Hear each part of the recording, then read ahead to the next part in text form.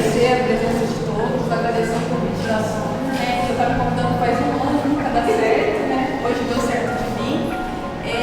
Eu vou agradecer também ao Lu e a Márcia, sempre pelo apoio, pela divulgação, né, do Ibope, Casa Cheia. Agradeço por estar aqui, para mim é uma honra, né? O João representa muito para mim, então é uma honra poder estar falando aqui. Esse tema que eu vou falar hoje, ele é um assunto de 4 horas, de 4 a 8 horas. Eu resumi no máximo, e eu gostaria que vocês fossem me perguntando, caso eu fale terminologia alguma coisa, eu vou tentar falar da forma mais simples e resumida possível, e você me pergunta as dúvidas que tiverem, pode ficar à vontade para interromper, tá? O que eu vou falar hoje é como que tudo que a gente presencia aqui no universo original, né? Como que essas diferenças entre os animais, entre os indivíduos existem, né, e convivem hoje no mundo que vivemos, e como que isso tudo originou, né, ao longo do processo evolutivo do planeta. Bom, então a pergunta mais fundamental é como começou a vida na Terra? A vida nada mais é do que uma maneira organizada da gente se reproduzir, né, ao longo da sobrevivência e sobreviver sobre a seleção natural. Porque a todo momento nós estamos sendo impostos a uma força, a gente não enxerga essa força, tá? Mas essa força está atuando em todos os sistemas vivos e está selecionando quais indivíduos são mais aptos a continuar a sobreviver e se reproduzir e quais os outros indivíduos que vão poder morrer ao longo da vida, tá? É muito conhecido chamado que um indivíduo que ele chega no planeta e ele consegue ter um sucesso reprodutivo, ele perpetua a sua espécie. Mas, para a gente poder ter um sucesso reprodutivo, nem sempre a gente precisa se reproduzir, tá? Mas, biologicamente, o sucesso de manutenção do planeta está vinculado com a gente ter saúde, ter condições para chegar até a idade de proliferação e transmitir nossa carga genética. Tá?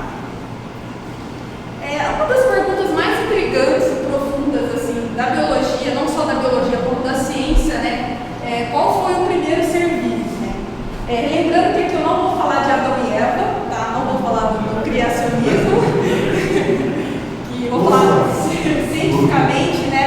Quais são os experimentos, quais foram as investigações que trouxeram essas respostas, mas nós sabemos que tem teorias criacionistas na qual o homem e a mulher foram surgidos da maneira que são hoje, né? Mas isso não é de ciência, então nós vamos falar hoje sobre ciência, tá? Então, onde que ele veio, né, desse primeiro organismo? Né? Existem várias teorias, algumas até acreditam que foram os extraterrestres, né? A primeira partícula do planeta foram realmente trazida por uma matéria extraterrestre, o que não é tão absurdo a gente imaginar, porque extraterrestre não é um ETzinho descendo na nave, tá? Uma partícula extraterrestre pode ser um pedaço de partícula que vem fora do planeta Terra, tá? Como algum meteoro que a gente pode encontrar aqui de Marte, qualquer outro fragmento do sistema solar, tá? Não precisa ser um ETzinho que desce na nave, pronto, né, na forma de humano, e vem colonizar o planeta Terra.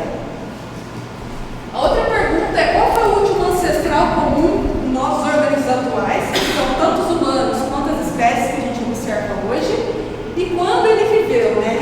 Então seria qual esse organismo primordial que vai dar origem a todos os outros micro-organismos, plantas, mamíferos, insetos, todas as formas viventes que nós conhecemos até hoje.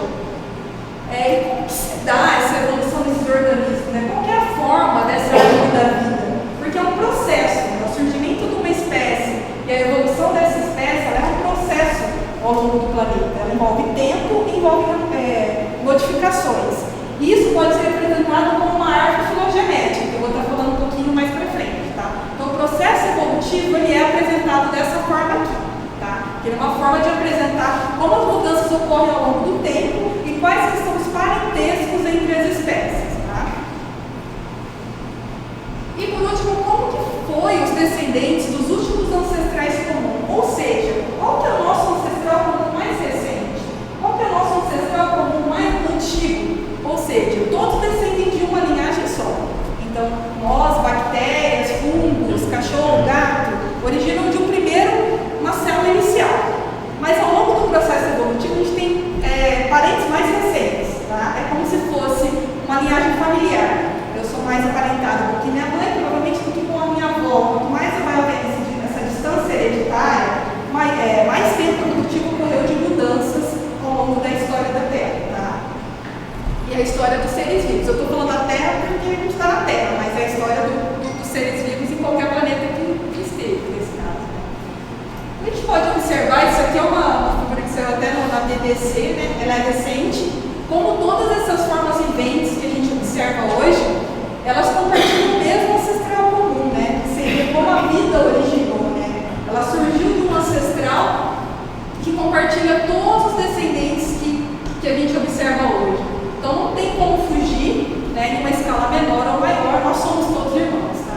uma formiga, um inseto até o homem. E eu adoro falar assim dessa parte porque mostra a insignificância do homem, assim, né? Ele é apenas um ramo a mais durante esse processo evolutivo. Ele é o mais recente, né, comparado à idade geológica da Terra, e ele é simplesmente um raminho a mais ao longo desse processo evolutivo que agrupa milhões de outras formas de vida. Tá? Isso é para a gente abaixar um pouquinho o ego da nossa existência no planeta Terra. Aqui a gente consegue ver, né, de uma forma simplificada, num processo temporal, como veio até o surgimento do homem. Então, a formação da Terra, eu não vou falar um pouquinho de como surgiu o planeta resumidamente, mas eu vou focar mais na origem da vida do planeta. Tá? Só que a gente sabe que uma das teorias mais aceitas é a do Big Bang, que todo o universo estava composto da massa e energia do universo, ele estaria concentrado numa cabeça de alfinete, seria uma matéria equivalente a uma cabeça de alfinete. E que esse universo sofreu uma expansão, continua se expandindo até hoje, então formam as galáxias, planetas, sistema solar e tudo que se sabe até hoje, buracos negros.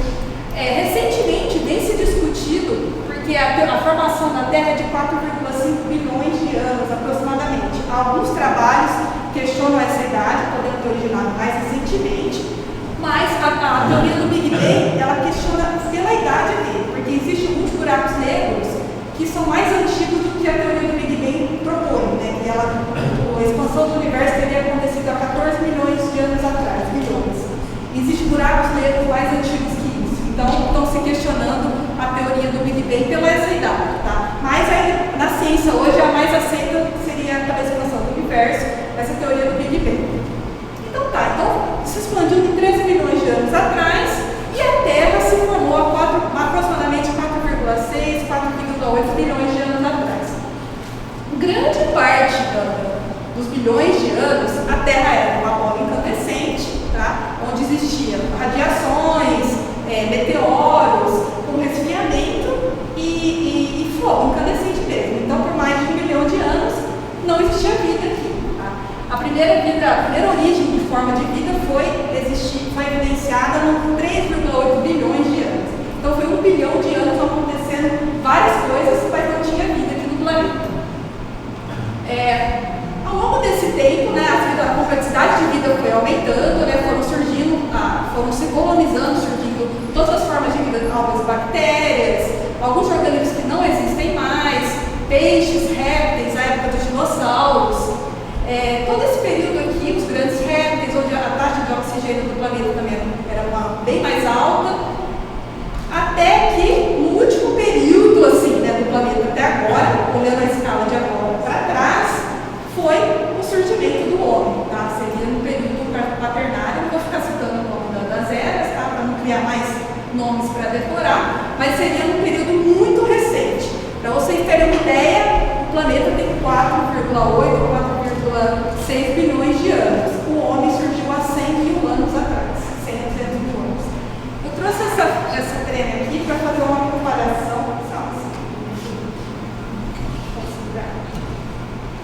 Eu vou colocar 1 metro aqui, né? Seria essa escala aqui. Se a gente fosse comparar o surgimento do planeta até hoje com a trema, isso é equivalentemente aos estudos ele compara, o surgimento do homem iria acontecer. Comparando a 1 metro, seria 99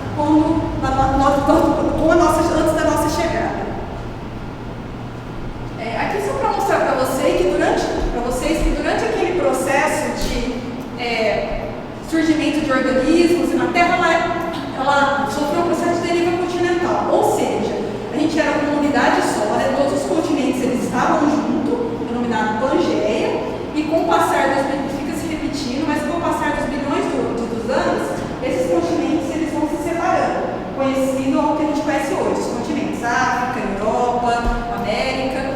E isso aqui é um processo contínuo, então eles continuam se separando. Por isso que tem o filme, né, A Falha de San Andreas, que fala que as placas tectônicas estão se separando, que tem os terremotos, porque isso aqui continua. É um processo de separação, junção e depois volta a se separar. Então daqui a uns 800 milhões de anos, nós vamos se agrupar com os outros continentes aqui. Provavelmente, se está se afastando aqui o Brasil, vai se agrupar ao lado da Oceania e da Austrália aqui, tá? Então é um processo contínuo que demora milhões de anos para acontecer. Mas é observável, tá? Cada ano, essas fendas que já tem na crosta terrestre, elas aumentam 4 centímetros. Então está se movendo a Terra, tá? Então não estamos parados. Como eu disse, a evolução ela pode ser apresentada por um processo de ramificação, né? Porque isso indica a relação de parentesco entre as espécies. E como que se estima essa idade da Terra, né? Como é que se sabe que surgiu foi o Big Bang há 13 bilhões de anos, que a Terra tem 4,5 bilhões de anos? É tudo por estudos através de camadas do solo, tá? Ou minerais, estudos de fósseis, seria através de datação de isótopo. O que seria isso? Dentro desses minerais e dos organismos viventes, se a gente fizer um perfil do solo, muitos quilômetros, fizer um buraco, cada extrato conta uma história de vida da Terra. Quanto mais profundo, às vezes você tem até fósseis de organismos que não existem mais. Tá? E quando se estuda o decaimento atômico desses fósseis, se estima a idade de que o planeta pode ter surgido. Tá? Então não é nada especulativo, são todas as coisas que são realmente testadas. Né? Como sempre se teve esse instigue, né, para saber como surgiu a vida? Você sabe que primeiro começou a se discutir duas teorias. A biogênese, que seria a teoria da geração espontânea, ou seja, os indivíduos eles conseguiam surgir do nada, né? Basta ter um material nutritivo, uma sopa nutritiva, que ali vai surgir uma bactéria, tá? Ou por geração que precisa se reproduzir, que seria pela biogênese. Então, os primeiros filósofos, como Isaac Newton, Descartes, até acreditavam nessa teoria, que a partir de um pedaço de bolo, por exemplo, quinoface, poderia surgir os organismos do pedaço de bolo e que as bactérias poderiam surgir de qualquer matéria que já tivesse presente, tá? Por exemplo, o cadáver, quando morre, eles acreditavam que os vermes que estão saindo do cadáver, que era da própria energia do corpo da pessoa, né? Que elas se transformavam numa outra vida. Eles não acreditavam que eram as moscas que vinham e colocavam os ovos e que aí surgiam os outros indivíduos, né? Esse italiano, Francesco Redi, foi o primeiro a fazer um experimento que comprovou a biogênese, que a vida ela surge de uma vida pré-existente por meio de reprodução. Né? Ele primeiro fez um experimento que ele colocou pedaços de matéria em decomposição, como peixe, carne, e tampou, deixou por vários anos, nada acontecia, não saía nenhuma larva do corpo, porque não entrava nenhuma mosca de fora. Né? E os experimentos que estavam abertos, realmente saíam as larvas. Então essas larvas, essas outras vidas vinham de alguma matéria de fora, tá? Não era do próprio organismo. Isso aqui a gente explica hoje como uma coisa muito simples, mas foi debate da ciência durante muitos anos. Tá? Talvez pela influência da religião. Então se fazia um experimento, mas não se acreditava que realmente a vida surgia de outra vida. Né? Eles acreditavam que o aquecimento poderia causar essa força para poder nascer os micro-organismos desse caldo nutritivo, mas esse outro, até um padre cientista fez um experimento, aqueceu os dois vidros, um ele manteve tampado, o outro aberto, o que ele manteve aberto teve os micro-organismos, porque o esporo veio do meio externo, tá? O meio, por si, interior, não apresenta vida, né, para poder ter esses micro-organismos espontaneamente. Mas quem foi evidenciar mesmo a teoria da biogênese foi Pasteur e logo depois o experimento de Oparin e Haldane. Ele ferveu o líquido, tá, de forma a esterilizar de qualquer micro-organismo presente e deixou ele tampado com esse bico dobrado e observou durante anos que não tinha nenhum crescimento microbiano. Dessa forma começou a instigar outros cientistas a realmente aceitarem que a vida ela não pode surgir de uma matéria orgânica qualquer, que ela precisa de outra vida para poder se reproduzir. Então tá, mas aí continua outra dúvida, né? Se a vida surge de outra vida, né? Então, se o ovo, se a galinha precisa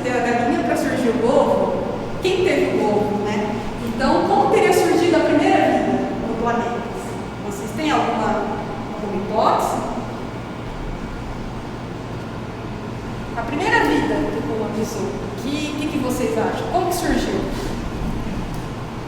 Eu vou entrar no campo religioso. Sem entrar no campo religioso. Tá. Combinação, não o acaso que fez, uma inteligência superior, combinação perfeita de moléculas, eu diria até além, antes de moléculas, e átomos, e a formar substâncias e começariam a reagir e dar o princípio biológico como princípio de vida. Que eu acho. É quase isso, né? Mas o caminho é esse mesmo. Existe uma teoria que se chama evolução pré-biológica, né? Na qual esses dois cientistas, ele é um russo, tá? E um Aldemir, se eu não me engano, eu preciso olhar, mas acho que é um britânico. Existia uma hipótese que os primeiros seres vivos surgiam a partir de moléculas orgânicas. Os primeiros tinham que surgir de alguma combinação de moléculas orgânicas, porque não teve outra vida para poder originar. No entanto, eram só hipóteses, né, até então. O que eles investigavam e que tinham algumas evidências era que no começo a Terra primitiva ela era como uma bola incandescente, né? Então você tinha vulcões, você tinha oscilações de temperatura, e essas oscilações de temperatura, o fogo incandescente, muitas vezes condensavam em vapor d'água e se tornava chuva, né? Então o planeta começou a se resfriar por um período e formou esses grandes lagos que vão dar origem aos oceanos que a gente conhece hoje. Como era uma situação muito instável, com muita radiação, não é a situação que a gente vive hoje, tá? Era muita carga magnética, era muita matéria vindo de fora, meteorito caindo no planeta, é igual esses filmes que a gente vê mesmo, né? Isso promoveu uma energia inicial para que as primeiras moléculas de proteína, tá? Porque para existir vida tem que existir um primórdio de proteína, um aminoácido, tá? Se não tiver isso, não existe vida como nós conhecemos hoje. Por isso que a primeira evidência de vida que eles foram procurar em Marte era se tinha água, porque as proteínas elas têm que ficar em meio solúvel, né? Seria água, tá? Então esse escoamento de água que foram das rochas com esses minerais formou as condições necessárias para acontecer os primeiros aglomerados de proteína. Tá? Então tudo bem, uma coisa é eu ter uma hipótese, eu posso ter a hipótese que eu quiser, mas eu preciso testar. O que realmente comprovou isso foi o experimento de Miller-Urey em 1953. Reparem que não é uma coisa tão antiga, né? É uma coisa bem recente. E ele simulou uma Terra primitiva, tá?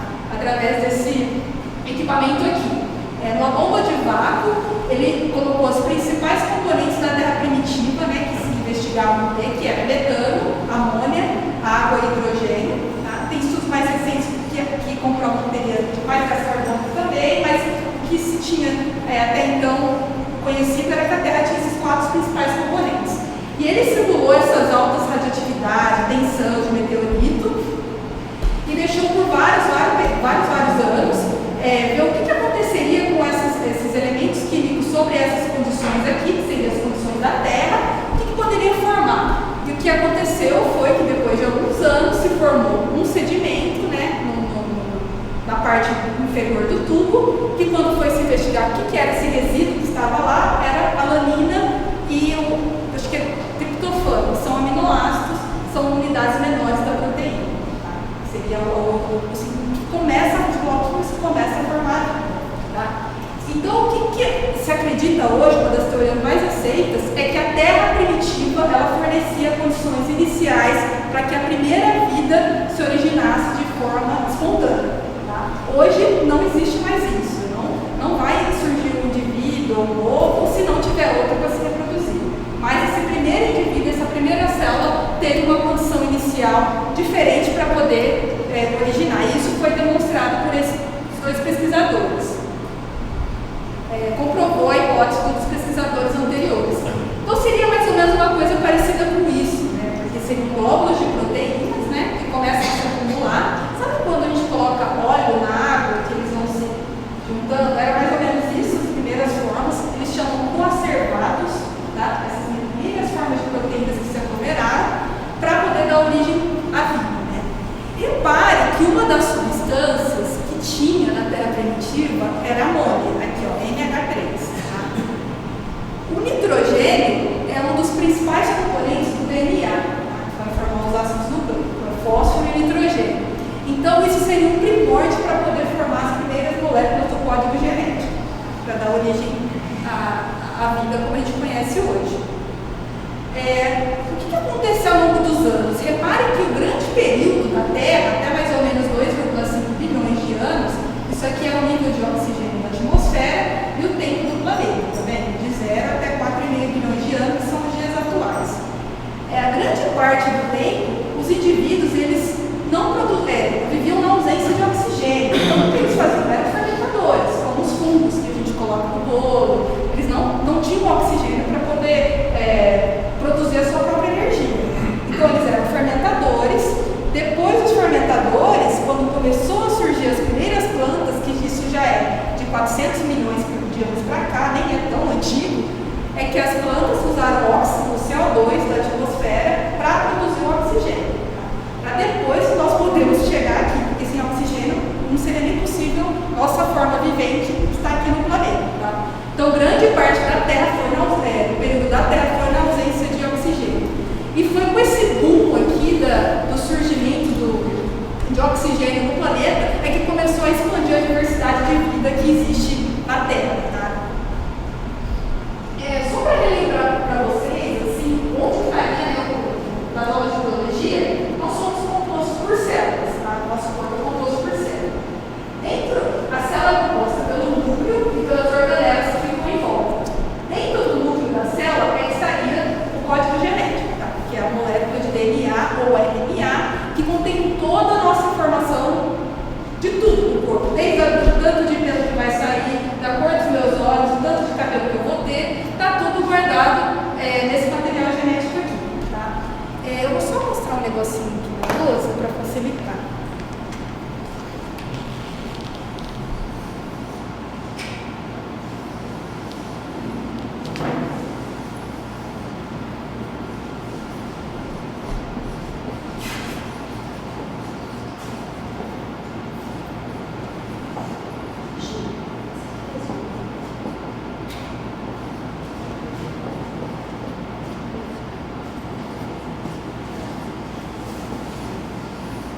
O que acontece? Dentro das nossas células, nós temos duas formas que esse código genético ele é apresentado. Uma é a molécula de DNA, que é uma fita dupla, tá? Que origina os cromossomos. A outra é o RNA. O RNA, ele surge a partir do DNA, hoje, na nossa forma vivente de Homo sapiens, né? Mas os primeiros organismos da Terra, eles tinham uma fita simples de código genético, que era o RNA. Provavelmente esses primeiros conservados, esses primeiros organismos, só existia esse material muito simples, esse código genético, tá? O que acontece? Com o aparecimento do DNA, a molécula se tornou mais estável, porque existe pontes de hidrogênio que ligam uma base à outra nessa molécula de DNA. Então, o nosso DNA hoje é muito estável, nossa molécula genética, a gente passa de geração para geração porque é uma molécula muito estável, tá? Aqui não existe essas pontes de hidrogênio que ligam essas fitas duplas. Tá? Então, com o aparecimento do DNA, de uma molécula um pouquinho mais simples que é o RNA, a vida se tornou, o processo de reprodução se tornou mais estável para que esses organismos sobrevivessem aqui no planeta Terra. Você disse que a presença do RNA de seres mais antigos, ali a gente pode então imaginar que a probabilidade de uma diversificação era menor? Menor, exatamente. Vou até mostrar aqui. Como eram organismos que viviam muito junto, era um fluxo, uma troca de genes muito grande ali. Então não tinha diversificação nenhuma, né? É uma colônia de bactérias. Porque todo mundo cruza com todo mundo, entre aspas, né? Troca o material genético entre eles e não existe diversificação. Tá? A diversificação existe uma diversificação, mas ela é muito baixa. A diversificação vai ocorrer conforme o aumento da complexidade das moléculas do código genético e o aumento da complexidade dos tipos de reprodução. Tá? Porque a reprodução que nós executamos hoje é uma reprodução que depende do macho, da fêmea, no caso o homem e da mulher. Nos primeiros primórdios que são os indivíduos, eles simplesmente se uniam às membranas e trocavam o material genético. É uma coisa muito simples e muito rápida. Tá? Não tinha formação de um embrião, não tinha vinha a metade dos genes do pai e da mãe, não tinha nada disso. Passava esse código genético de um indivíduo para o outro. Era como fazer uma cópia, um clone mesmo. Tá? Então essa complexidade começou a surgir com o advento da molécula do DNA. As plantas são assim? As plantas são assim, todos os organismos de plantas, quem tem RNA hoje são bactérias, algumas cianobactérias, são organismos unicelares bem mais simples, só que são os organismos mais, entre aspas, importantes do planeta que fabricam o oxigênio que a gente respira, né? Conforme eu falo dessa complexidade, não quer dizer importância, tá, gente? Porque isso é muito relativo, né? Às vezes esses organismos mais primitivos executam coisas muito mais complexas do que nós, tá? Então, só para mostrar, então aqui estaria, né, o código genético no caso dos humanos e a partícula de DNA. No caso dos primeiros primórdios, estaria um RNA. Como eu desenhei ali, aqui estaria a molécula de DNA, aqui as pontes de hidrogênio que ligam uma fita na outra. Tanto é que hoje, para a gente poder adquirir alguma mutação, isso causa câncer, exposto à radiação ultravioleta, precisa haver uma quebra dessas pontes de nitrogênio aqui para que você provoque uma mutação numa célula, tá? Um tumor, por exemplo, que começa a se proliferar desencadeadamente. Precisa haver uma quebra dessas pontes de hidrogênio. Então não é qualquer coisa que quebra, são alguns compostos químicos, é radiação ultravioleta, é alguns medicamentos, tá? Mas é uma molécula estável relativamente. Senão a gente desenvolveria câncer a qualquer momento, a qualquer minuto. Tá? Vocês estão entendendo isso aqui? Pode perguntar se já falou do lado também. Eu não vou explicar detalhadamente, só vou chamar a atenção para uma coisa. Aqui é a célula, né? E aqui dentro da célula, eu falei onde estaria o núcleo, né? O cromossomo. Todo o processo de fabricação de proteína, tudo é proteína. O cabelo é proteína, pelo é proteína, a cor da pele é proteína, as enzimas que a gente fabrica é proteína. E para poder fabricar, existe um processo para que isso seja fabricado. E nesse processo ocorre isso aqui. A gente depende do RNA. Por quê?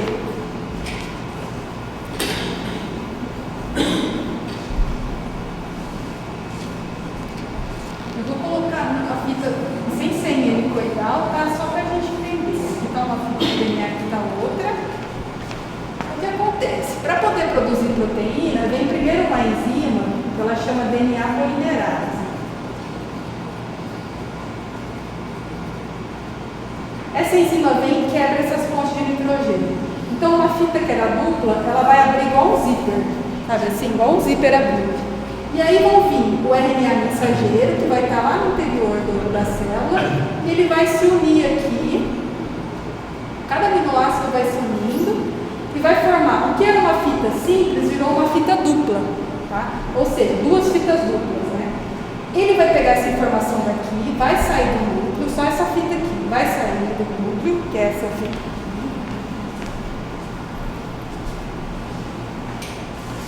Essa fita aqui do RNA mensageiro, vai se ligar a algumas organelas que chamam ribossomos, onde que vai ser, eles falam que é um frame de leitura mesmo, porque ele veio aqui, ele duplicou, ele pegou a informação do DNA, ele mandou para o citoplasma da célula, como se fosse um mensageiro, né? Por isso que chama RNA mensageiro. Aqui os ribossomos vão traduzir essa mensagem, é como se eu mandasse um carteiro entregar a carta para a pessoa em outra língua. Eu preciso que alguém vá lá e traduza para mim o que está escrito.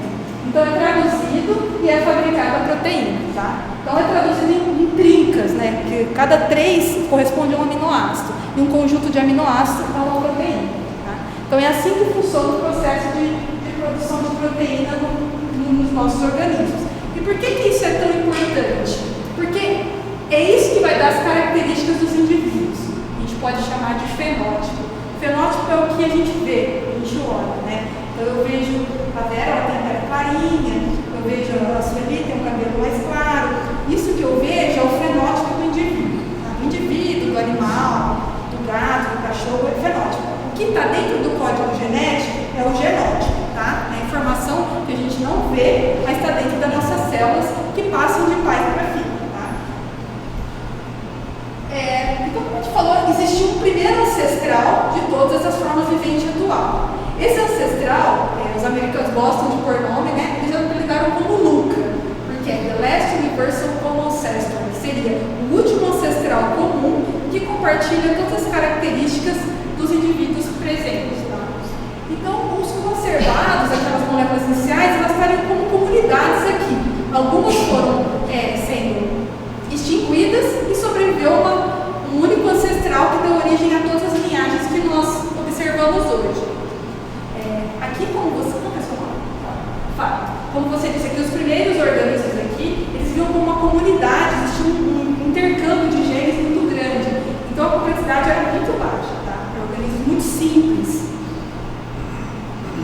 E aí, ao longo da evolução, né, seria mais ou menos 3,8 bilhões de anos, foram diversificando os 3 domínios. Uma coisa que é muito importante, que a gente aprendia de uma forma e que hoje já é conhecido como outra forma, aposto que vocês aprenderam na escola que existiam 5 reinos, não é? Quais eram? Vocês lembram? Protista, monera, fungi, né, dos fungos, animal e planta, né? Isso não existe mais, tá? Já estão conhecendo. Hoje já é amplamente aceito que são apenas 3 domínios. Por quê? Porque o que se dividia em outros grupos, eles não têm características próprias para suportar ser um grupo independente. É a mesma coisa eu falar isso. Se for separado aqui da sala da célula, porque meu cabelo é diferente do dela. Mas não são características embriológicas, genéticas, suficientes para separar em 5 reinos, tá? Então hoje se aceita que existem apenas 3 domínios, tá? Bactéria, eucária, que engloba desde fungos até os seres humanos, a maioria da diversificação está aqui. E aqui são algumas bactérias totalmente resistentes, essas que vivem dentro de vulcões, são bactérias que suportam altas temperaturas, tá? Então essa noção de 5 reinos, ela não existe mais, é importante a gente saber disso, tá? E com a nova árvore da vida, teria seu origem do grupo ancestral, com esses 3 grandes linhagens que se evoluíram ao longo do tempo do planeta, tá? Isso aqui é um estudo suportado com moléculas de DNA, um estudo muito robusto.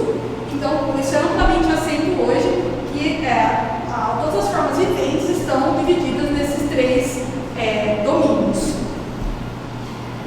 Um dos períodos de maior diversificação do planeta Terra foi o período cambriano, que aconteceu há mais ou menos de 542 a 488 milhões de anos atrás.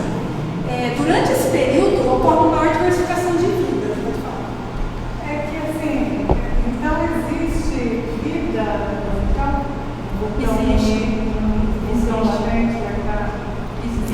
Existem algumas formas viventes que elas suportam, por exemplo, o ser humano, por que a gente não passa de 40 graus a febre? Acima de 40, 45, as proteínas começam a degradar. Então é como a gente coloca um ovo dentro de uma panela, né? Não está uma forma coloidal e depois ele não fica uma forma dura, de clara, porque a proteína ela desnaturou. Então nossas proteínas do corpo suportam até 40 graus, mais do que isso nós morremos. Então, aí eu perguntei isso para as pessoas fazerem uma outra pergunta. Então, assim, a gente fala assim que procura vida, pode existir vida em outro planeta que tenha água, isso. Algum tipo de água. Vida que não se conhece, né? Mas se o vulcão ele é incandescente, ele tem uma bactéria lá, uma bactéria viva. Então pode ter vida num planeta que não tem água. Sim, é que assim, essa vida que está lá, ela é uma linhagem que provavelmente descendeu de uma linhagem ancestral que surgiu na água. Hoje é bem aceito que a vida se origina na água. Precisa de uma forma inicial coloidal para que se desenvolvam determinadas proteínas. Mesmo então essa que está lá no vulcão, a origem dela é na água. Tem água lá no vulcão em forma de vapor. Exatamente. E como é um processo de bilhões de anos, foi um processo muito lento. Então aquela bactéria que está no vulcão, ela é um ser mutante de uma bactéria que não vivia no vulcão. É como o vírus da dengue, que tem a dengue tipo 1, tipo 2. O vírus tipo 3 é uma forma mutante do vírus mais simples. Entendi. Então, essas bactérias são muito assim, estudadas porque desenvolvem medicamentos, porque para uma enzima suportar 200 mil graus, é uma enzima muito potente, né? Então eles isolam essas enzimas dessas bactérias para poder desenvolver medicamentos. Uma das técnicas de extração de DNA usa um reagente que chama TAC-polimerase. Esse reagente ele vem de uma enzima de uma bactéria termofílica, que é uma bactéria que suporta não sei quantos milhões de graus. Porque como a máquina, para desnaturar o DNA, ela vai a 200 graus, desce, teria que ter uma enzima muito resistente. Então vem dessas bactérias. Isso aí, processo industrial, de nutrição de alimentos, eles procuram essas bactérias para isolar as enzimas que são responsáveis por viverem nessas condições tão inóspitas, né, dos seres humanos. Mas são tudo derivadas ao longo do processo evolutivo.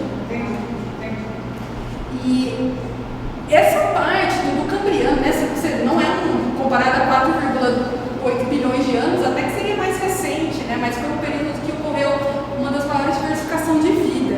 E deveria ser muito legal viver nessa época, porque até o Fantástico tinha uma série que mostrou vida marinha, que mostrava esses organismos. Eles são todos ancestrais dos caranguejos, dos insetos que nós conhecemos hoje, né? Só que são seres que eram gigantescos, né? Viviam no oceano e numa fauna completamente diferente do que se existe hoje, tá? Hoje são antecedentes dos crustáceos. E hoje, sim, por como se descobriu que esses organismos existiam, né? Por fósseis, né? Aqui, esse sítio, né, no Canadá, chamado Burger Shale, ele é considerado um dos maiores sítios de fósseis existentes. Toda a fauna do Cambriano foi descoberta nesse sítio arqueológico, tá? De fósseis, tudo petrificado nessas rochas. Então, reconstruindo, seria mais ou menos um ambiente assim, né, com os invertebrados enormes, com esses organismos todos vivendo de forma livre nos oceanos. E o que é mais interessante é que eles têm uma carapaça muito rígida, né? Houve uma sedimentação de calcário muito grande. Só que, ao mesmo tempo, a gente tem organismos vermiformes, né? Como esse organismo aqui, que é o picário. E o que aconteceu? Ao longo do final desse período, houve um processo de extinção em massa. Porque o planeta Terra ele passou por 5 processos de extinção. Tá? Nós vamos passar pelo 6º, tá? Porque também é uma coisa dinâmica do planeta Terra. Esse foi o primeiro processo de extinção em massa. Houve uma devastação de quase todas as espécies viventes pela oscilação da temperatura, que é o que a gente está vivendo hoje. Então, o planeta ele passa por oscilações climáticas, né, que é normal, só que está acontecendo hoje, nós estamos acelerando esse processo. Então, o que aconteceu? Houve um aumento de temperatura muito grande e todas essas formas viventes aqui, elas foram extintas. Tanto é que nós não vemos mais, exceto alguns invertebrados marinhos, é muito difícil ver esses organismos hoje, não existem mais, né? Só que o mais interessante, o mais intrigante, é que essa forma aqui, ela sobreviveu por algum período, porque ele é o antecessor dos cordados. A nossa coluna vertebral vem de um ser proto-cordado, de forma coluna vertebral. E esse organismo era o único que tinha um primórdio da coluna vertebral. Então você vê, né, todos os outros organismos tinham todas as estruturas para poderem sobreviver, né? Serem extintos, e quem sobreviveu para poder dar origem à linhagem dos vertebrados é esse organismo vermiforme aqui. Sorte ou acaso, se não fosse ele, nós não estaríamos aqui. Tá? Talvez a Terra teria sido colonizada por baratas ou por escorpiões. Né? Só para falar um pouquinho da teoria da evolução, né, que discute todas essas formas de vida, para explicar a origem de como ela mudou ao longo do tempo. Um dos primeiros cientistas a investigar a teoria de evolução foi Lamarck, embora as teorias hoje que ele criou já estão em desuso, e a gente muitas vezes usa para explicar as coisas hoje, mas não é a forma como as coisas ocorrem. Por exemplo, ele acreditava que as coisas evoluíam, as estruturas, pela lei do uso ou desuso. Ou seja, eu sou um peixe cego que vive numa caverna. Por que eu vou ter olho? Então, o ambiente me forçou eu a ser cego. Ele explicava dessa forma. Mas isso é errado. Tá? Não é o ambiente que força você a perder uma estrutura. Tá? Depois o Darwin vai explicar isso. E ele acreditava, tudo bem, eu nasci com um olho, o ambiente forçou eu a perder os meus olhos, por exemplo, em uma caverna. Uma vez que eu perdi, eu consigo colocar isso no meu código genético e também ter um filho que perdeu o olho. Né? Transmitir essa informação. Tá? Por muito tempo se acreditou nisso. Ele tinha até as historinhas das girafas de Lamarck, que existe uma região em que todas as árvores são mais altas e ao longo do tempo foram vendo que só girafas de pescoço maior sobreviviam nessa região. Ele explicava que as girafas de pescoço menores tiveram que esticar mais o pescoço para poder viver aqui até chegar a um ambiente de todas de pescoço grande. Mas não é assim na verdade, né? Aí Darwin chega desconstruindo essa teoria. Ele, pode ser também um período um pouco recente. Charles foi um dos, hoje se eu posso citar um cientista mais influente da humanidade, assim, não é porque é minha área que é biologia, mas porque tudo é explicado por evolução, foi o Darwin, tá? Ele passou mais de 30 anos a bordo do navio do Beagle, onde ele estudou todas as formas viventes da Terra, tá? Ele saiu da Inglaterra, foi até Galápagos, no Equador, e todo lugar que ele passava, ele ia coletando animais e passou a vida inteira em registros de toda essa morfologia e teoria para explicar a origem da vida e por que nós somos como somos, né? Por que eu sou adaptado a viver nesse organismo, o urso polar é adaptado a viver no gelo, né? Então hoje, a origem das espécies foi publicada em 1859 e é uma referência mundial até hoje, tá? Hoje tudo que se explica em genética, em tudo que se explica em biologia é baseado na teoria de evolução do Darwin, tá? E ele explica, através de, depois com a genética moderna, com o advento das técnicas moleculares, foi comprovado. O mais interessante é que quando ele criou a teoria, ele não tinha acesso a essas informações que a gente tem hoje, né? De DNA, de decodificação do código genético.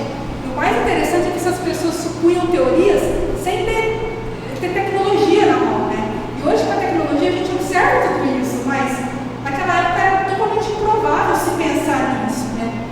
Então, o que acontecia realmente com as girafas, por exemplo, que é o que acontece com a seleção natural dos humanos ou qualquer organismo, é que se o recurso limita a distribuição de determinada característica. Então, se eu tenho só plantas mais altas, apenas as girafas mais altas vão conseguir se alimentar e se reproduzir. Então, ao longo de vários anos, as girafas menores vão se extinguir e as maiores vão conseguir se reproduzir e passar o gene. Então, quando eu chego nesse local, eu vou ver só girafas altas. Não porque as menores precisaram esticar o pescoço, mas porque as menores morreram e as maiores foram mais adaptadas a esse tipo de ambiente, tá? Isso que é a seleção natural que a gente vive sem sentir. É a mesma coisa quando a gente nasce com algum tipo de deficiência, seja enzimática, seja alguma coisa metabólica. Se a gente não tiver um medicamento ou não tiver qualquer tipo de ajuda médica, a gente não sobrevive. Porque a seleção natural, ela favorece os mais adaptados, né? Os que têm condições de sobreviver no planeta como ele é hoje, né? Então, sobre os princípios da seleção, as populações, elas são variáveis geneticamente, elas crescem, porque os indivíduos se reproduzem, existe uma limitação de recurso, porque senão nós íamos ter filho, e o planeta ia suportar, mas não suporta, tá? Essa limitação de recursos, ela é finita. E por ser finita, o que a gente observa todos os dias? Competição. Isso não é só no reino animal, como na sociedade. Não são todas as pessoas que são ricas, não são todas as pessoas que podem comer toda a abundância de alimento, porque o recurso do planeta é limitado e existem pessoas que se aproveitam mais do que outras. Tá? Teria para todos se todos vivessem de forma igual. Né? Então, só demonstrando como acontece, isso aqui seria a população crescendo ao longo do tempo. Então, se eu colocar um casal nessa sala aqui, não tiver ninguém, eu deixar eles por 100 anos, eles vão se reproduzir, eu posso chegar só aqui, para eu deixar 500 anos. Vou chegar aqui, pode ter 7 gerações. Os filhos, vai chegar um momento que não vai ter mais espaço se eu deixar milhões de anos. Então eles vão começar, não vai ter mais onde crescer aqui, né? Então o recurso é limitado pelo espaço. Pode ser comida, pode ser espaço, pode ser qualquer tipo de recurso. Então o que acontece? Um começa a matar o outro para poder sobreviver, tá? Então isso aqui representa, a população normalmente não poderia crescer assim, mas não cresce. Existe uma força natural que faz com que alguns indivíduos morram e ela fica naturalmente estável. Né? Senão o planeta ia chegar uma hora que não ia mais caber gente. Né? Então alguns indivíduos morrem, outros nascem, para poder manter esse equilíbrio aqui. Existe uma força que breca esse nosso crescimento populacional. Aqui só vou mostrar como ocorre a diversificação das populações. Né? Então, inicialmente, as populações seriam homogêneas, né? Tanto população de animais, quanto populações de humanos. Um dos tipos de isolamento pode ser uma barreira geográfica. Por exemplo, eclode uma montanha aqui, aí os indivíduos que moram aqui não conseguem se reproduzir com os indivíduos que moram aqui. É igual a separação dos continentes. Hoje a gente tem acesso, a gente consegue viajar com um avião, mas os primórdios da Terra não tinham como uma pessoa de um continente se cruzar com outro continente, né? E aí, ao longo dos anos, as populações vão se cruzando só entre elas, de tal forma que elas ficam diferentes, tá vendo? E uma não é capaz mais de cruzar com a outra, nem se estivesse no mesmo espaço, porque elas ficaram tão diferentes, se diversificaram tanto, que elas não conseguem mais, o material genético delas, o espermatozoide e o óvulo, não são mais compatíveis. Tá? E é nesse período que surgem as espécies. Então, o que a gente observa é o seguinte: existe um processo inicial, né, dos primeiros indivíduos, e aí ocorre um isolamento, qualquer coisa que separa essas populações. Está vendo que por um certo tempo elas se mantêm com algumas características originais, mas depois elas vão se tornando tão diferentes que formam espécies diferentes. E assim vai, surge outra barreira, e vai, é assim que as coisas evoluem. É por isso que nós somos humanos, os macacos são macacos, os baratos são baratos, nós originamos de um ser só, mas as coisas vão se divergindo por processos, né? Isso faz com que o nosso material genético dessa população seja completamente diferente do ancestral, mas a gente tem um componente de dependência do ancestral também. Mesma coisa é se nós apresentarmos pressão alta, provavelmente porque um dos nossos avós tem pressão alta. Então, quanto menor o grau de tempo de escala de separação, às vezes maior é a nossa manutenção dessas características do ancestral. Então vocês observam que tudo depende do DNA e dessas três basezinhas do DNA, que é A, T, C e G. Tá? Quando modifica uma desses do código genético, a gente vê a diferença de características que uma população tem. Darwin estudou esses tentilhões em Galápagos, e Galápagos é composto por 16 ilhas, né? Que são a foto de algumas. E são originados da mesma espécie, e esse isolamento de ilha, né, esse isolamento insular, fez com que essas populações se diferenciassem ao longo do tempo. Hoje são mais de 16 espécies diferentes. Agora, por fim, eu vou mostrar algumas evidências que comprovam a evolução, tá, ao longo da origem da vida, e como que nós compartilhamos, né, características com esses outros organismos. Os ossos, por exemplo, do braço, desde o úmero, rádio, ulna, carpo, metacarpo e falange, tem exatamente a mesma estrutura e formação embriológica de uma ave, de um morcego. Tá? Aqui, quando a gente compara os humanos, os gatos, as baleias e os morcegos, percebe que existe uma variação anatômica que foi devido à força da seleção natural, mas a origem embrionária e a origem funcional são as mesmas. Tá? Isso evidencia como as espécies elas evoluem, mas elas não têm uma ancestralidade comum. Tá? Aqui é a mesma figura. E uma das coisas também muito interessante de observar é a origem embrionária. Né? O homem, por exemplo, o desenvolvimento embrionário é muito semelhante aos outros vertebrados: peixe, salamandra, tartaruga, galinha, coelho. Até o estado de desenvolvimento, todos têm cauda, tá? É que o humano foi regredido na forma de box, mas é um resquício da cauda. E todos têm fendas branquiais. E fendas branquiais, que são essas estruturas aqui, é o que origina a mandíbula em alguns outros organismos, e na gente origina a mandíbula como é conhecido. Aqui eu vou mostrar para vocês como que, né, o que mostram para a gente é errado que os humanos evoluíram do macaco. Tá? Isso não é verdade. Os humanos, eles compartilham o ancestral comum do macaco. Alguém vê algum macaco aqui, algum macaco aqui? Não. Somos irmãos dos macacos. Tá? E o tão interessante é que o que difere os humanos dos macacos é apenas 2% do gênero. 98% do genoma do macaco é igual aos dos seres humanos. Somos irmãos ou primos? Irmãos e primos. Se eu fosse pegar uma espécie de gorila, eu sou mais primo, tá vendo? Se eu pego uma espécie de chimpanzé, eu sou irmão, porque ele é muito próximo. Então, dependendo da espécie de macaco, nós somos um pouquinho mais distantes evolutivamente, mas os chimpanzés são nossos irmãos mais próximos. 98% de gene semelhança é muita coisa. É muita coisa. Você disse que não é.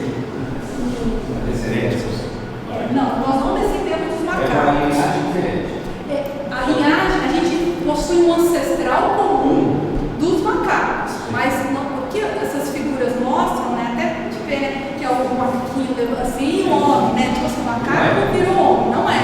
Por exemplo, tinha um ancestral aqui que evoluiu uma linhagem, lembra como no grafiquinho, uma linhagem diferente do macaco, outra em humano.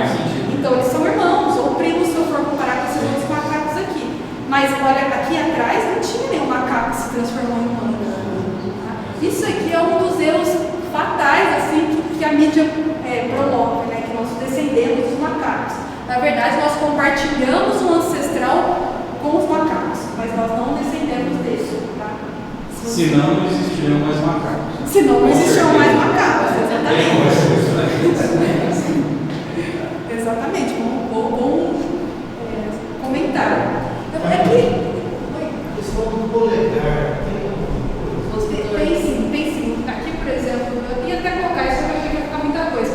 Dos chimpanzés e gibão, por exemplo, o polegar opositor é exatamente igual ao dos humanos. O que acontece é que ele é um pouquinho mais inferior, né? E de todos os organismos viventes, é o que mais se aproxima dos seres humanos. Faz parte dessa 98% de semelhança genética. O que diferencia é a parte cognitiva, assim, algumas proteínas, a parte da fala, da comunicação, mas de comportamento, de instinto, de sentimento. O macaco sente medo, o macaco sente alegria, como qualquer outro, até peixe sente dor, mas assim, o macaco é muito próximo. Se você matar um macaco, você pode ser considerado que você está cometendo um homicídio, porque 98% de semelhança genética é muito pouco. É muito pouco. E essa é uma noção que as pessoas não têm muito, né? Quão próximo nós somos muito, né? Embora nós parecemos um pouco, né? Mas a ausência de pelo, né?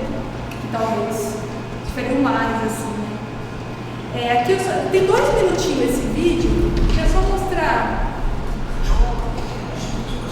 da fenda branquial que eu disse, que evolui aqui no caso dos tubarões, né? Na mandíbula dos tubarões, e nos humanos vai ser as mandíbulas dos humanos. É rapidinho, tá assim, só 2 minutos.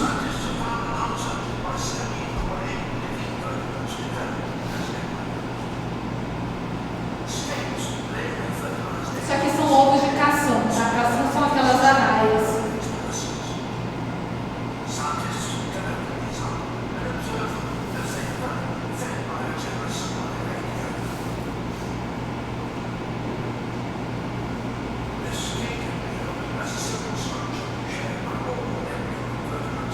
O embrião é muito parecido, nos primeiros estágios de vida nos humanos, o embrião é muito parecido com eles.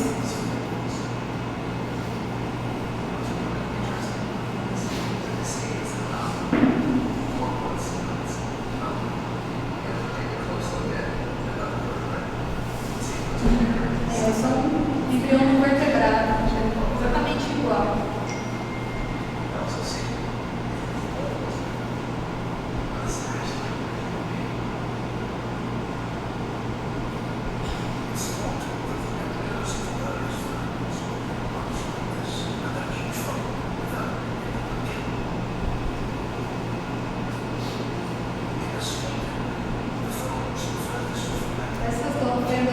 Que originam a nossa mandíbula, né? É exatamente igual ao embrião que origina a nossa parte bucal.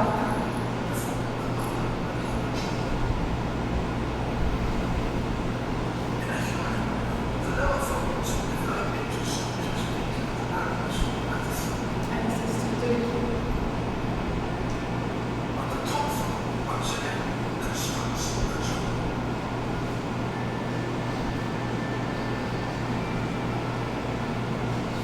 Hoje a gente observa, né, um peixe, às vezes alguma coisa, ele imagina como essas estruturas tão diferentes podem ter a mesma origem, né? Por fim, eu vou falar, né, das extinções, né? Seria, como eu disse, a Terra passou por 5 períodos de extinções, que foi no final do Cambriano, depois do Devoniano, na época que surgiram os peixes, na época dos dinossauros aqui, no Cretáceo, e agora nós estamos a caminho possivelmente da 6ª extinção, tá? Esse trabalho saiu até na revista Nature, seria pela ação do homem, tá? Pelo aquecimento global acelerado. Amigo, nessas 5, todas elas foi variação de temperatura? Todas elas variação de temperatura. E sabe-se em qual período, se era aumento da temperatura ou diminuição da temperatura, a era glacial era onde que estava aí? A era glacial é aqui, ó, perto de Jurássico, Permiano. Então, o que acontece é o seguinte, foi tanto por oscilações de temperatura como de movimentação de continente, né? Algumas, por exemplo, quando chegar a total separação dos continentes, algumas regiões, por exemplo, como a Grã-Bretanha, a Inglaterra, são países baixos, né? Então eles vão deixar de existir, porque o oceano vai cobrir, né? Então algumas populações se extinguiram porque estavam abaixo do nível do mar, então aumenta o nível dos oceanos e alguns países deixam de existir, né? Mas as oscilações de temperatura ao longo de bilhões de anos é um processo normal do planeta, que se vem observando até hoje. O que acontece é que da última extinção até hoje, essa mudança de temperatura está sendo tão rápida que não se observou ao longo da história de bilhões de anos. O que vai acontecer? Vai, de bilhões de anos. Mas, como está esse aceleramento muito grande pelas ações humanas, isso pode se antecipar muito antes do que a gente prevê. Dos dinossauros foi aumento da temperatura, mas uma causa exterior, no caso a teoria do meteorito. Isso, você tem várias possíveis teorias. Uma delas é uma teoria do meteorito que caiu na Terra e provocou essa massa. Isso falava de alterou a atmosfera do planeta Terra e não ter mais oxigênio para esses organismos. Então são teorias, é uma possível explicação também. Mas toda a explicação está vinculada a uma consequente alteração de temperatura, porque nós somos muito sensíveis à alteração de temperatura. Alterações de temperatura que eu falo não é 1, 2, 3 graus a mais. É você transformar um planeta que hoje nós conhecemos de formas viventes em um planeta congelado, ou um planeta extremamente seco, sem nenhuma forma de vida. Tá? São oscilações muito drásticas. E aos poucos, né? Isso não é repentino. Tá? Acontece que nos últimos 100 anos, a projeção do IPCC, que é de projeções climáticas, eles estimam que aconteceria 5 graus nos próximos 50 anos. Isso é muito. 5 graus era para acontecer ao longo de mais de 500 anos. Tá? Então essa aceleração está muito grande. Hoje já tem espécies sendo afetadas por isso. Né? E as espécies que são mais primeiramente afetadas são as cianobactérias e as formas marinhas, que são as espécies que produzem oxigênio no planeta. Então, indiretamente é a temperatura, porque aí se ela se extingue, a gente tem menos oxigênio para sobreviver. Então vai um processo de uma reação em cadeia.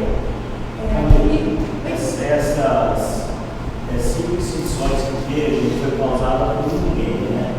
Não. Ela foi por aquecimento, não foi por ninguém. Isso. Então, acho que a única que vai ser pelo homem, praticamente vai ser pelo homem é essa. Então. Isso, o homem está em discussão, na verdade, assim, não se sabe se vai acontecer uma discussão agora. Pelos estudos que se têm, as ações antrópicas estão acelerando. Isso é evidente. Esse aumento de temperatura agora que a gente está tendo, essas oscilações climáticas, isso não é comum. Não era que a gente estava vivendo um período muito mais calmo. Nós estamos sentindo, né? Imagina os organismos mais sensíveis, assim. Né? Essa questão da extinção da vida no Rio Doce é algo que chama a atenção, porque eu, em todos os meus anos de vida, nunca tinha visto um rio perder a vida dessa forma. Então, isso é bastante alarmante do ponto de vista biológico. Né? E agora chegando ao mar. Exatamente, eu até coloquei aqui, é muito preocupante, porque uma das primeiras formas comprometidas com a temperatura é a forma marinha. E tudo que a gente tem no planeta, sabe, de nutrientes, a gente depende da forma marinha, né, da produção dos organismos marinhos. A gente vê alguns ursos polares já estão desnutridos, né, porque com o derretimento das calotas e o aumento do nível do mar, eles não conseguem ter barreiras para poder caçar as focas, porque eles vão ficando ilhados, né. Então isso aqui é recente, foi de 2015, saiu na Veja essa figura aqui. Né? Então, assim, isso já é uma coisa que não era para se estar observando, já é um sinal de que somos nós que estamos fazendo isso, né, na verdade. E isso aqui é essa unidade de conservação da WWF. No último relatório de 2010, eles falam que metade dos vertebrados já estão extintos, né? Isso provavelmente por causa de caça indevida, conforme a população do mundo, as pessoas comem mais, produzem mais. Então isso é o impacto do homem. vê que a população humana ela praticamente dobrou, tá? E os animais, ao longo do tempo, está caindo pela metade, tá? Em consequência do... Essa imagem aí me chegou uma informação que eu vi hoje. Mataram um rinoceronte branco, só existe 3 hoje no mundo. Uma das principais causas de extinção dos rinocerontes é a caça pelo marfim. Então são todas ações... Só há 3 unidades, 3 indivíduos no planeta hoje. Então a gente vê que a gente está passando por um período muito crítico, né? Aí aqui que a gente tem, pelo Rio Doce, né? Isso aqui foi antes do desastre do Rio Doce, já tinha esse relatório que a população de peixe de água doce caiu 75%. Agora então, eu não sei qual vai ser a resposta, né? Aí até essa imagem, né, que percorreu mais de 600 quilômetros e atingiu essa região do mar. E essa região do mar, ela é estuário, onde os organismos começam a se reproduzir. Ou seja, a caranguejo vai lá e coloca os seus ovos, as plantas começam a reproduzir. Então isso aqui é um impacto absurdo, assim, sabe? Eu acho que vai demorar para a gente ver outra coisa acontecer dessa forma. Assim, a gente não tem ideia do impacto que isso tem causado para o planeta, que pode causar, acarretar, né? E assim, o planeta hoje, no Brasil, né, como aconteceu isso, tem que tomar medidas, as autoridades têm que se envolver, porque são coisas que o impacto depois é ao longo dos anos, não é uma coisa local. Logo a mídia esquece, morre, mas isso aqui é feito ao longo de milhares de anos, sabe? Então, essas construções, essas grandes empresas, elas têm que tomar muito cuidado com a responsabilidade que tem sobre o planeta, né? Porque uma ação como essa aqui compromete a vida do planeta, né? Parece que tem um comitê de senadores, deputados que estão analisando todos os problemas, são 19 pessoas. Desses 19, 13 receberam contribuição de campanha da Vale. Você acha que eles vão fazer alguma coisa para julgar e abondar uma Cuba na Vale, sendo que eles estão lá graças a ela?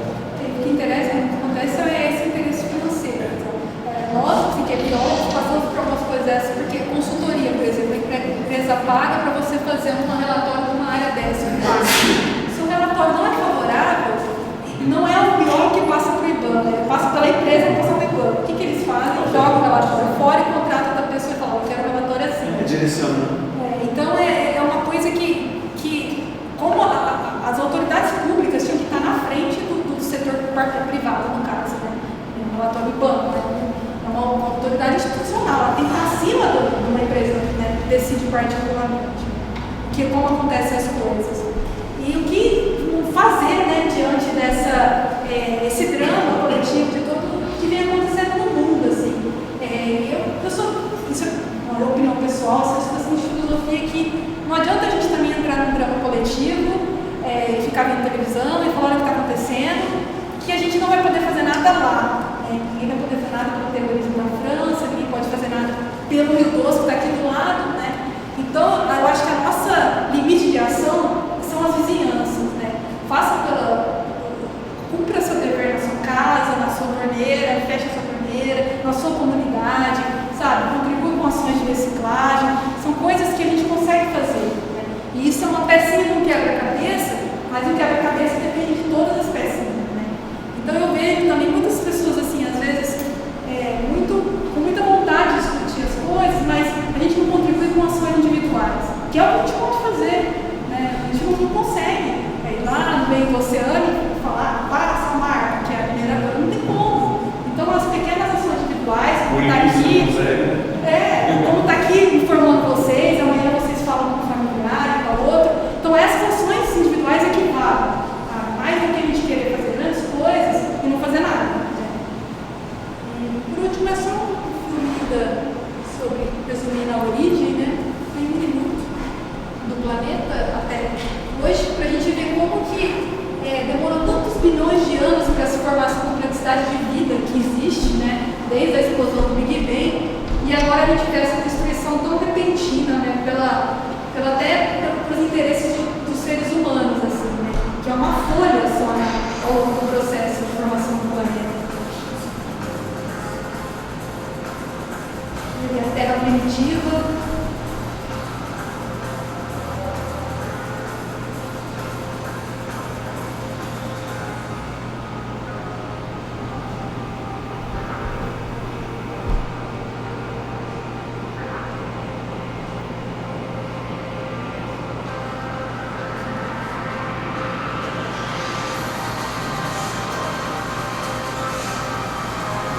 extinção dos dinossauros, né? Aí, ó, o primeiro mamífero, que são os macacos.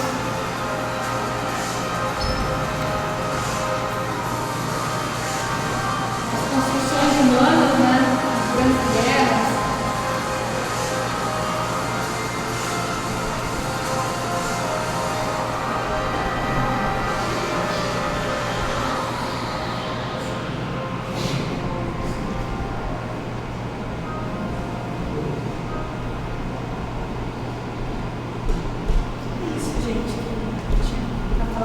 Espero poder ter contribuído para alguma coisa. E estou à disposição das dúvidas, se tiverem. Obrigada. Então, hoje a gente ouve muito falar de progresso, a diferença entre progresso e evolução. Hoje foi a evolução. Eu gostaria que você, mais uma vez, falasse, explicasse sobre o progresso e a diferença entre o progresso e a evolução. Quando a gente viu naquele, quando você, como ocorre a diversificação, né? Começa a surgir espécies iniciais e elas vão se modificando ao longo do tempo. Isso é evolução. A evolução é descendência com modificação. Só que não necessariamente meu descendente ele é mais progredido que eu. Por exemplo, pode haver uma perda de uma enzima muito importante. Evoluiu. Eu era de um jeito, o meu descendente é de outro. Não quer dizer que ele seja melhor do que a minha linhagem. Houve uma evolução, mas não houve um progresso. Então, o progresso é uma coisa que sempre vai partir para uma melhora, né? E a evolução não, são descendências com modificação. Então, se partisse sempre por uma melhora, nós estaríamos hoje vivendo como a espécie mais sábia do planeta Terra. Para ver que o processo evolutivo ele diversifica e nem sempre ele progride, né? Assim, muitas coisas. Algumas coisas sim, como capacidade intelectual, cognitiva, e algumas outras coisas nem tanto. Então, muitas vezes falam, evoluiu a tal doença, o indivíduo evoluiu, como se ele estivesse progredindo, né? Mas a gente usa errado o termo progresso como sinônimo de evolução. Amigo, outro dia eu peguei um carrapato, aqueles feijão de cachorro, coloquei dentro de vinho, até para esperar, para passar para uma pessoa. Aí, esse carrapato, eu li na internet, ele solta 300 ovos por dia na terra. Aí nesse vidro fechado, sem ar, ele era tamanho do feijão. Tinha milhares de patinhas que ele ia andando no vidro assim. Aí ele ficou ali quase um mês ele ficou andando. Ele botou vários ovos em volta do vidro. Demorou mais de um mês para ele morrer totalmente. Sem ar, como pode? É porque no caso dos insetos, eles respiram por filotraqueia, né? São fissuras que tem no corpo, né? Então eles precisam de uma quantidade muito grande de oxigênio. Porque como é a absorção pela pele, não precisa como respirar, né? O ato de inspirar, a gente precisa de uma quantidade muito grande de oxigênio. Quando você fecha, tem um pouco de oxigênio ali, senão estaria no vácuo, né? Você teria que tirar todo o oxigênio no vácuo, ele não sobreviveria. Mas tem uma quantidade necessária para que ele sobreviva. Então, por ele respirar por essas fendas do corpo, ele consegue por um tempo, né? Senão uma carcapato. Mas ele fica por um tempo sim, no potinho.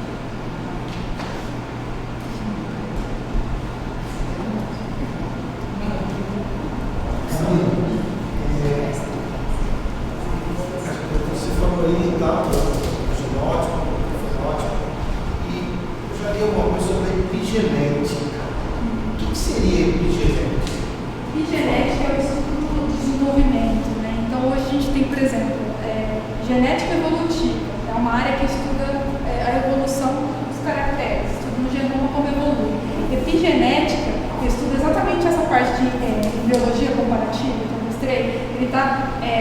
O estudo está estudando como que o gene codifica uma mensagem para poder exibir determinado comportamento embrionário que o outro indivíduo também apresenta. Então, geralmente é investigar como aquela informação está sendo desenvolvida no embrião, sabe? No desenvolvimento embrionário do indivíduo.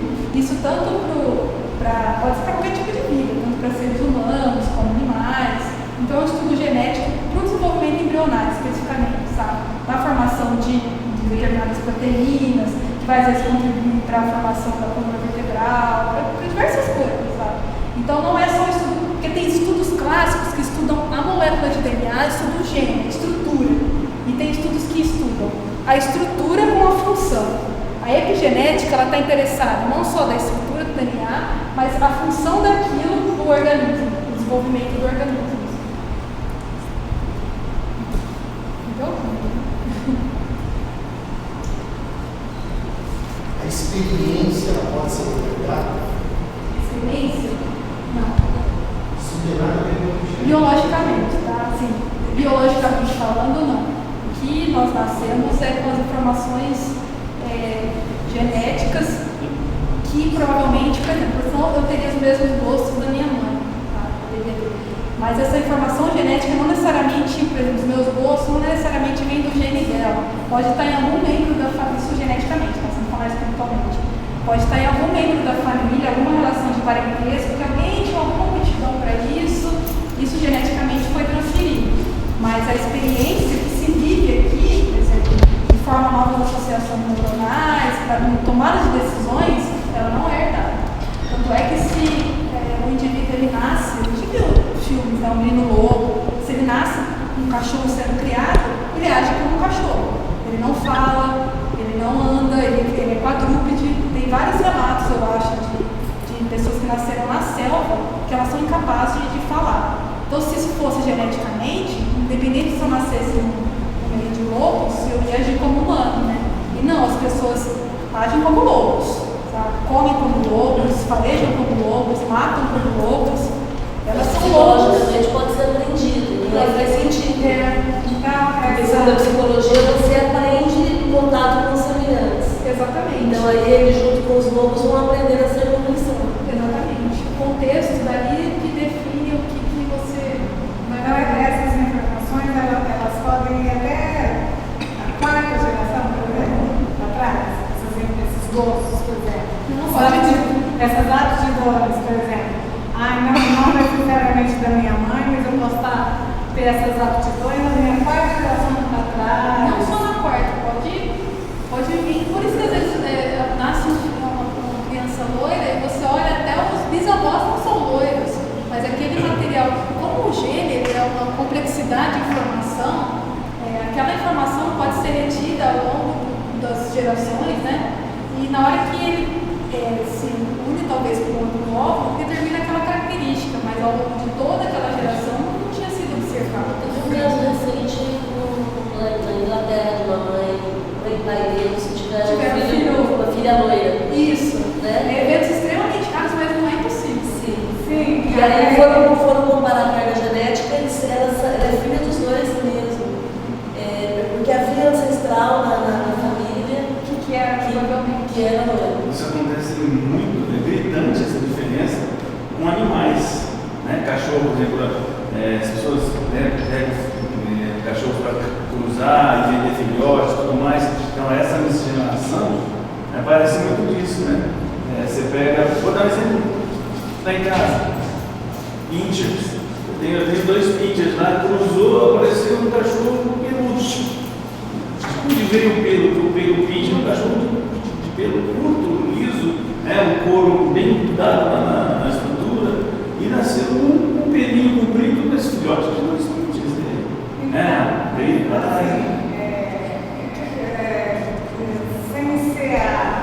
Sem ser na forma física, genética, eu falo de aptidão, de gostos, de talentos, ou não talentos. Isso que eu quis dizer. Você pode escalar de gerações passadas. Sim, ele já vem com componente genético. Até que uma pessoa de 2 anos às vezes já toca piano, né? Uma pessoa com 30 não toca. Então, são coisas que são informações inseridas no código genético que faz com que eu tenha aptidões para algumas coisas e para outras não. Isso necessariamente não está nos meus pais, nos meus avós, às vezes vem de linhagens muito, muito antigas. Sim. E aí ela se manifesta em alguma das gerações. Era essa a minha pergunta. Isso, era. Isso. Como cientista, você vê a necessidade do fator espiritual para explicar talvez alguns gaps ali da evolução, ou a ciência por si só já explicaria tudo? Aí depende do tipo de pergunta que você faz, né? Que igual que eu estava falando da origem do picária, né? Por que um vermiforme sobreviveu para dar origem aos vertebrados, aos humanos? Justamente ele, se não fosse ele, nós não estaríamos aqui. Poderia estar colonizado por escorpiões, por baratas. Então, isso na ciência é um acaso. O acaso ele é explicado. Existe uma probabilidade das coisas acontecerem. Quando eu jogar um dado aqui, existe uma probabilidade de cair 1, 6, 5, se o dado não for viciado. Então, se eu jogar 10 vezes o dado e cair 10 vezes 6, existe uma probabilidade. É pequena, mas existe. Cada chance que eu jogo, há uma probabilidade que ela se renova. Imagina acontecer isso. Então, o acaso ele é explicável. Mas aí a pergunta vem, né? Até que ponto o acaso, ele é um acaso ou ele é alguma coisa de uma inteligência suprema, né? Então depende do tipo de pergunta. Eu acho que coisas mais próximas a gente consegue observar. Eu acho que também a religião, com a religião de maneira geral, se apega muito para explicar coisas que são explicáveis, assim, biologicamente. Talvez às vezes até uso da religião, não, mas isso está acontecendo por causa disso, e que tem uma causa científica. Aí eu já acho que é um exagero você colocar tudo, né, pela religião. Mas aí quando você vai a causas maiores, a perguntas maiores, você cai em perguntas que você não tem certeza, né? Não tem. Que você usa de eventos probabilísticos, de coisas que talvez para criar uma inteligência suprema exista alguma força. Né? Mas a pessoa que se apega na ciência, por exemplo, e ela explica o que acontece, ela tem que excluir essa causa, porque não é nem questão de acreditar ou não, mas se ela se apegar a uma causa que não seja explicável, não tem por que ela investigar aquilo, né? Deixa de ser ciência. Deixa de ser ciência. Então não é nem que as pessoas são ateus, né, que não acreditam, é que elas não consideram essa causa. Tá? Sim, mas aí a gente não poderia cair numa outra solução, não diria problema. Por exemplo, a medicina hoje, algumas áreas, como a área psicológica, psiquiátrica e até mesmo a medicina oncológica, tá? Hoje a gente percebe que profissionais dessa área que levam a espiritualidade junto obtêm resultados muito mais satisfatórios do que aqueles que não enxergam uma religiosidade. Isso não acontece na biologia. Por exemplo, seria muito mais fácil para você entender ou explicar as coisas que aconteceram com a humanidade e com as raças, as espécies na Terra, colocando junto um princípio inteligente, uma força superior. Poderia colocar, desde que você consiga. A ciência ela trabalha com coisas que são possivelmente testadas. Né? Nem que você compare, mas coisas que são possivelmente testadas. Eu posso chegar aqui e criar várias teorias. Posso contar a história de Moisés, posso contar da Arca de Noé. Se eu não tiver evidências para isso, eu posso falar para você da evolução das espécies evoluídas e falar, me prova. Tem evidências, entendeu? Então, assim, a ciência ela não se baseia no que ela não tem evidências. Assim, ela não explica o que ela não consegue explicar por um sobrenatural. Entendeu? Não que ela. Pelo contrário, existem cientistas que creem. Deus tem gente que não creem, mas não são coisas avessas. Mas na hora de investigação, eles não colocam essa possibilidade para poder investigar. Né? Senão não tem muito sentido, né? Você buscar uma causa e você atribuir aquela causa ao sobrenatural. Aí você nem precisa explicar, né? Você acha que isso um dia vai mudar? Eu acho que são coisas que caminham juntos, mas ao mesmo tempo você nunca vai ver cientistas tentando provar a existência de Deus, assim, através de experimento, porque não são coisas que eu acho que a nossa compreensão de mundo e de universo é muito pequena, assim. Então, pode falar. Pode ser. Vamos encerrar a pergunta. Porque nós Não, só vou vamos complementar. Eu quero dizer o seguinte: historicamente, a humanidade se postou perante uma filosofia, eu digo assim, do achismo. Você sabe o que é achismo? Achar que é assim. Tá?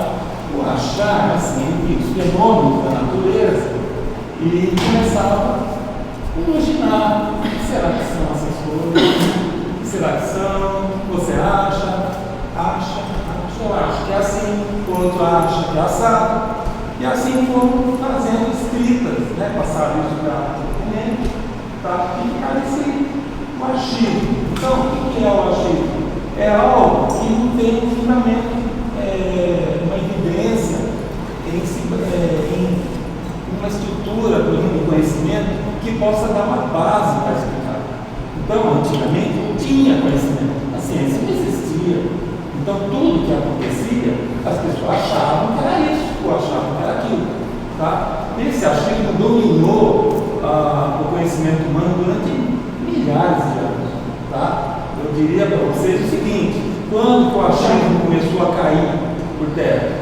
Desde a época da Grécia clássica. Tá? Houve um período de obscurantismo cultural, tá? Apenas então esse período das trevas.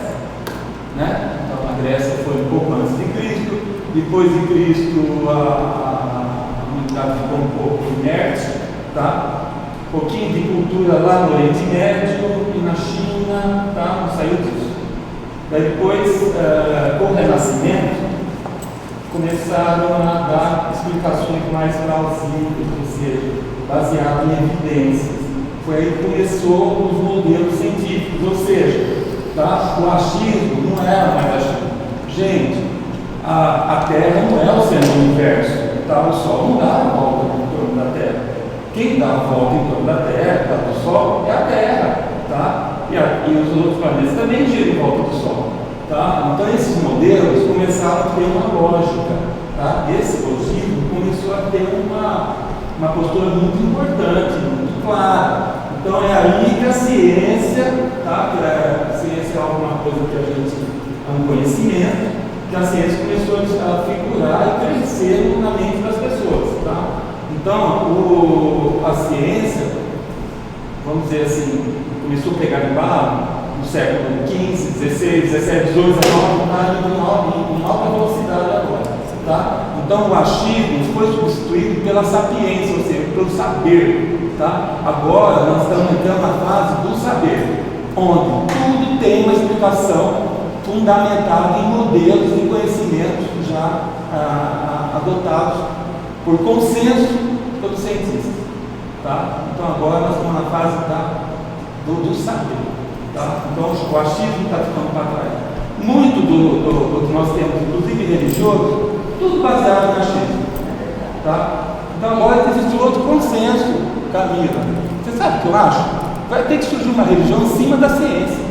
Porque a ciência agora mostrou um outro caminho, mostrou uma outra realidade. A realidade anterior do achismo criou religiões baseadas no achismo. Agora precisa criar uma religião em cima do saber. Tá? Eu acho que no futuro, mais para frente, se a humanidade conseguir, né, ter um pouquinho mais de harmonia, quem sabe eles começam a criar uma nova religião, agora sim baseada no saber. Tá? Ou seja, a verdade nua e crua. Então, quem são sabe as o saber para ter isso religião, é assim, assado. Agora, você aguenta essa verdade, queira ou não. Tá? Se você não tiver estrutura, dá um jeito de ter, porque a verdade agora é diferente. Tá? Então, achismo ficou para trás. Agora é o saber.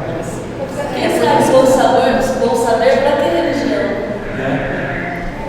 O Allan Kardec mesmo, ele fala, não lembro em qual dos livros, ele fala que a partir do momento que a ciência explicar mais do que o espiritismo, fique com a ciência, porque era um período onde as coisas não se tinha conhecimento, como nós falamos. Então, muitas coisas que a gente se baseia ainda de documentos teológicos, de coisas que guiam as religiões, era um período que não se tinha conhecimento muito ainda do que isso acontecia. Né?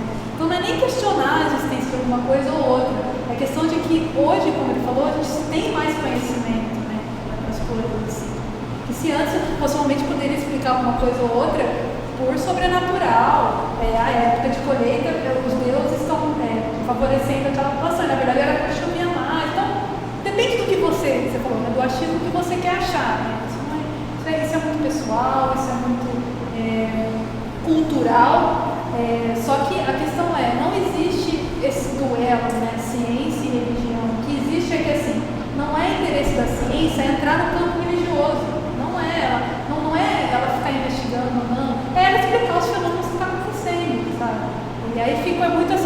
pessoal, né? Ah, é porque é ateu, porque não é. Isso é pessoal. A pessoa pode ser cientista, pode ser ateu, o outro pode não ser. Isso é muito pessoal. Né?